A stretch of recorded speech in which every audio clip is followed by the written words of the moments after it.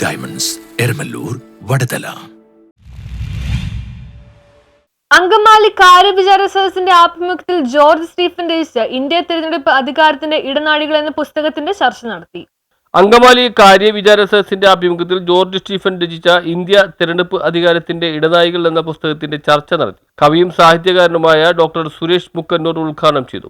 മാധ്യമപ്രവർത്തകൻ ഇടപ്പള്ളി ബഷീർ മുഖ്യ പ്രഭാഷണം നടത്തി. NP അവറാച്ചൻ അധ്യക്ഷത വഹിച്ചു. Advocate Thankachan Vempiliyath, Paul Panjikkaran, Cherian Manjooran, Thomas Maliyekkal, ET Rajan, KK Joshi, Tom Varghese, Rajeev Kanjili, Varghese Pariyadan, RYF ജില്ലാ പ്രസിഡന്റ് അഡ്വക്കേറ്റ് സജ്ജയ് തമ്പി എന്നിവർ സംസാരിച്ചു.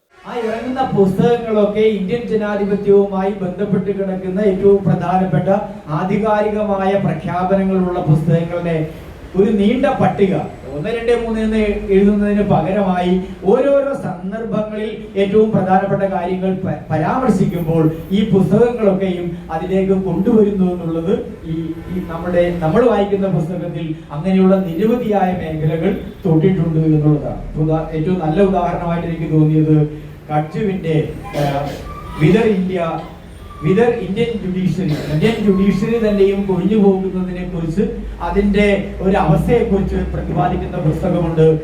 അങ്ങനെയുള്ള പുസ്തകങ്ങൾ ഏറ്റവും ആപ്റ്റ് ആയിട്ടുള്ള സ്ഥലത്ത് തന്നെയാണ് ചേർന്നിരിക്കുന്നത് എന്നുള്ള പ്രധാനപ്പെട്ട കാര്യമാണ്. അതുപോലെ തന്നെ കോടതിയുടെ നിലപാടുകൾ മാറുന്നതിനെ കുറിച്ച് ഒരു ലളിതമായ ഒരു പരാമർശമാണ് SC/SC സംവരണത്തിന്റെ കാര്യത്തിൽ. സർക്കാർ ജോലിയിൽ SC/ST വിഭാഗത്തിന് സംവരണമുണ്ട്.